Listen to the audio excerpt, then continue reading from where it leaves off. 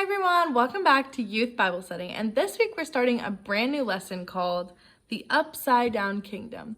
So we're basically talking about our actions, authority, and how both of those things can turn upside down.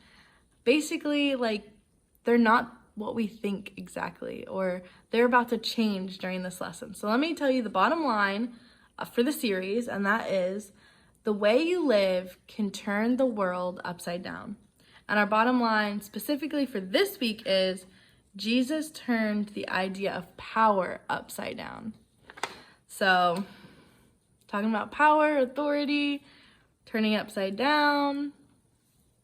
All right, and our goal this week is to help students recognize the way they think about power and authority now and challenge them to rethink it in the light of Jesus' example.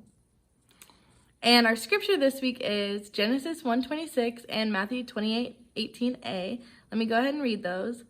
Then God said, "Let us make mankind in our image, in our likeness, so that they may rule over the fish in the sea and the birds in the sky, over the livestock and all the wild animals, and over all the creatures that move along the ground." Genesis 1:26 NIV. And now I'm going to read Matthew. "All authority in heaven and on earth has been given to me." Matthew 28a NIV. So let's go ahead and dig in this lesson and learn all about turning the world upside down and rethinking power and authority through Jesus' example. And let's go ahead and pray real fast, and then we'll get to that. Dear God, thank you so much for bringing all the youth and everyone else that's online listening today to get to understand this lesson. If they're here, you've obviously brought them here, and we thank you so much for that. Just keep everyone safe out there. Amen. All right, everyone, here's our feature presentation. Bye.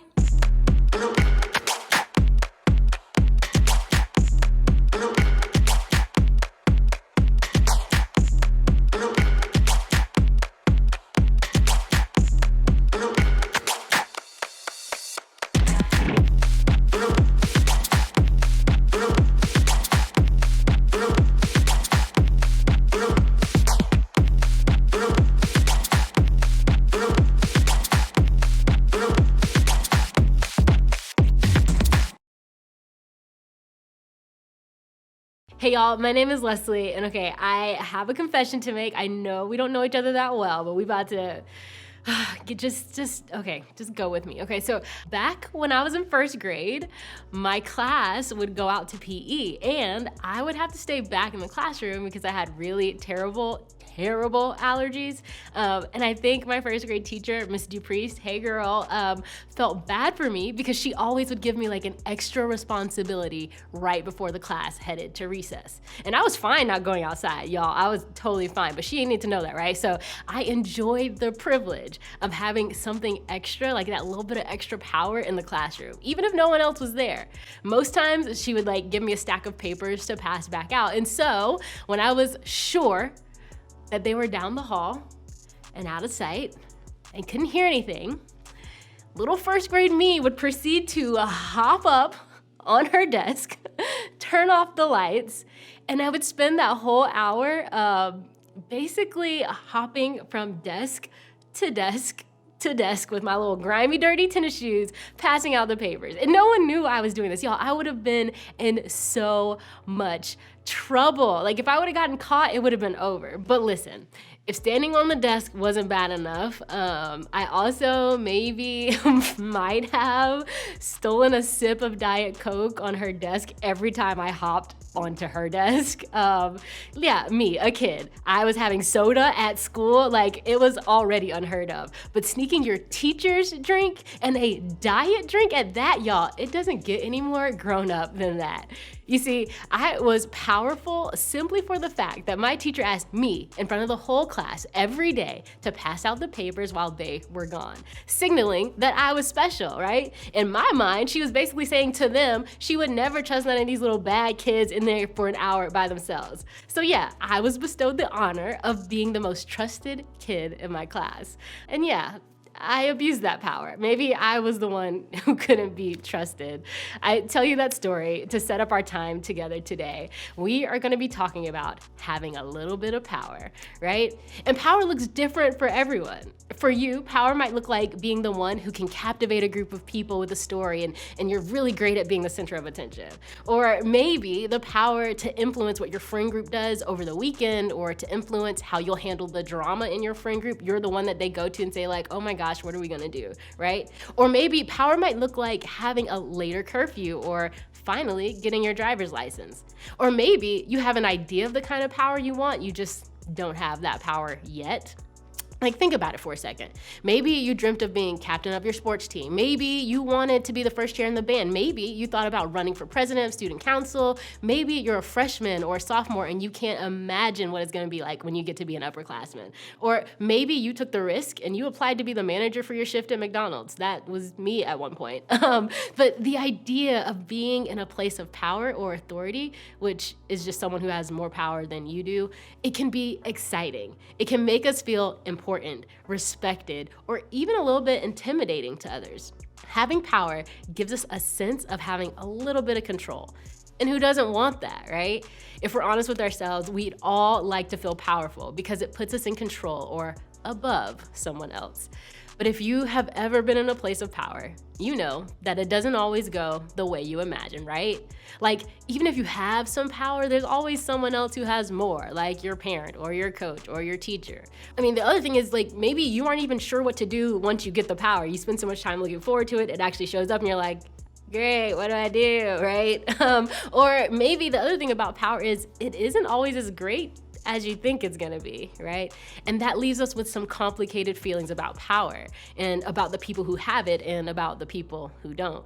About why we want it and what to do with it when we have it, and maybe we feel like it just never quite turns out the way we think it should. In other words, competing for and then gaining power can get complicated. So what do we do about it? Y'all, we're gonna talk about it. So, power and authority have been around from the beginning. And it wasn't designed to be as complicated as it sometimes feels, right? The opening part of the Bible is called Genesis, or Origin, fun fact, right? This book of origins, who people believe was written by Moses, is about the creation of all things, including human beings. And in it, he writes something incredibly important when it comes to our idea of authority or power.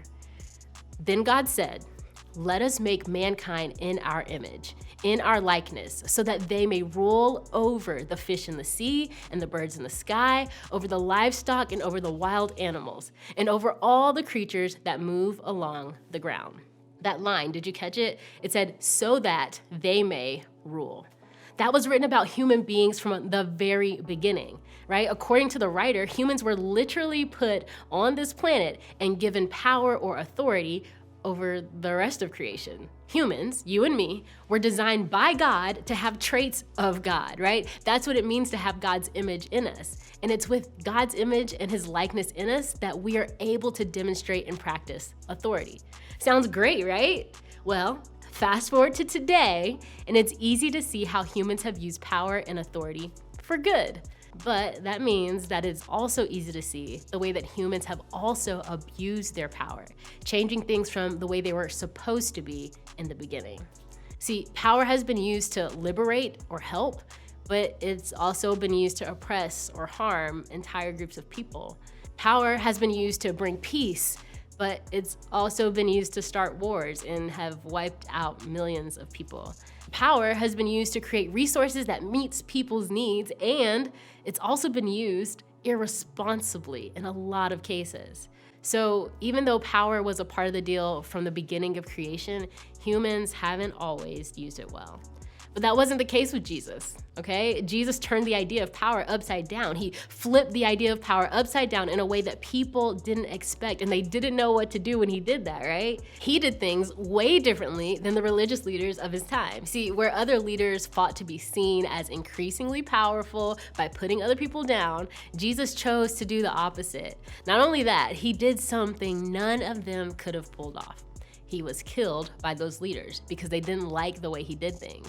But then, in the biggest power flex of all time, he came back to life. In fact, just so that there were no questions, when Jesus came back to life, he made it really, really clear what kind of power he had. And he said this: "All authority in heaven and on earth has been given to me."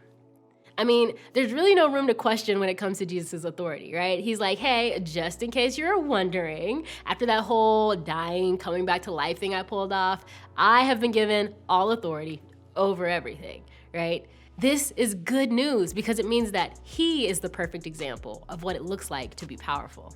Jesus could have used his power to put down or oppress other people, but he used it to do things that people didn't expect, right? He set out to create an upside down kingdom where power was used in a way that God had planned it from the beginning. See, in a culture that was used to powerful people doing things and being a certain way, it was upside down that Jesus used his power to show that he honored and valued women, to prove that he wasn't okay with corrupt and evil systems, to heal people who were sick, to hang out with the outcasts of society, to forgive people who had wronged him, to include people that the most powerful people typically just ignored or abused or murdered. He never used his power to make others feel small, hurt, or oppressed. The way he used his power is an example of power being turned upside down, but also it's the perfect picture of how to use power perfectly. No matter what your experience has been with people in authority, or whether you have or haven't handled power so well yourself, Jesus' example shows us how power is supposed to be used and what it's supposed to look like. He has all authority and he is in authority, and we can follow and model our lives after him when we've been given a little bit of power ourselves. He shows us what power and authority in an upside down kingdom can and should look like. So what does this mean for you and me as we go through life trying to get this power thing right, okay? Really, the place to start is by choosing to rethink the way we think about power and authority. Why? Because whether we're people who push back against authority in our lives or people who are looking for opportunities to gain more power and authority than we currently have, chances are we have seen or used power in a way that doesn't reflect the way that God intended for it to be used.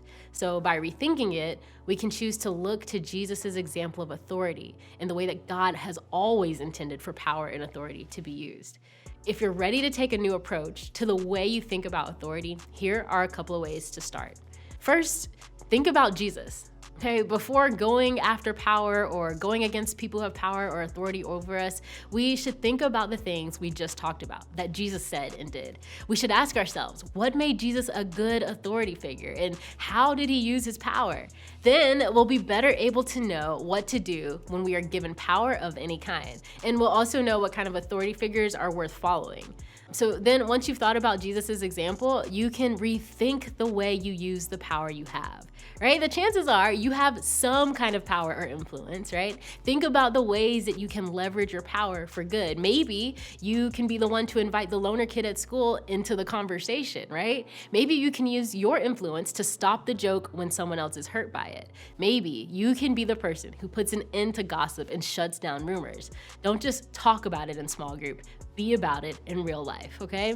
The next thing you can do is rethink about the authority figures in your life, right? Take some time to think about the coaches, the teachers, the parents, your small group leaders, your bosses, and whoever else may seem to have some kind of power in your life. Maybe you love the way they use their power, and maybe you don't. Either way, learn to look for the good. Look for the positive things in who they are and the ways they use the authority they have.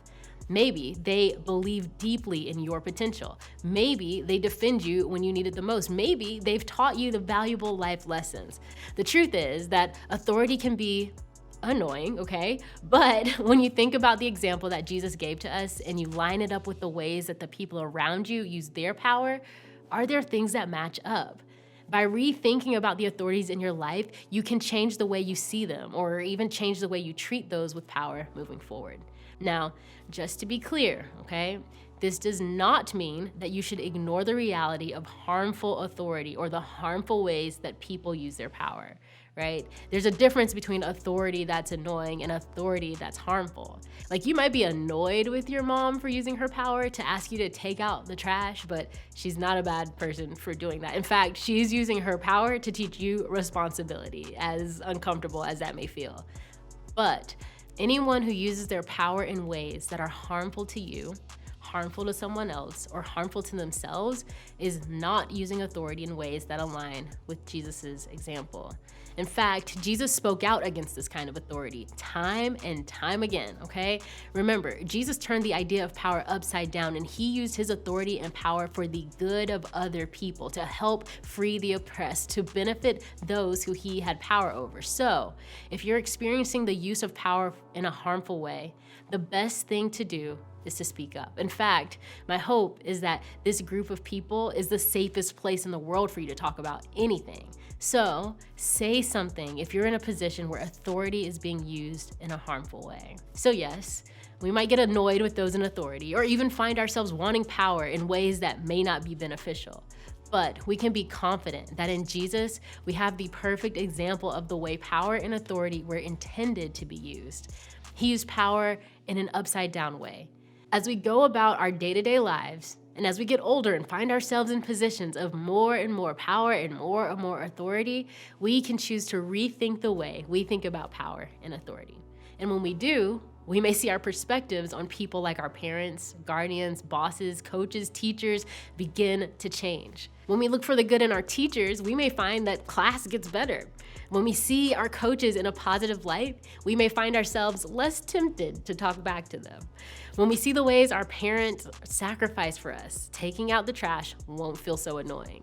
The way you think about authority can actually change how you experience authority and how people in authority interact with you. Plus, we'll have a better picture of what good authority is supposed to be like when we're in positions of authority and power someday. So why not start to rethink the way you think about authority and power today? As you head to small group today, think about your answer to this question. When you think about power, what's the first thing that comes to mind? Have a good week.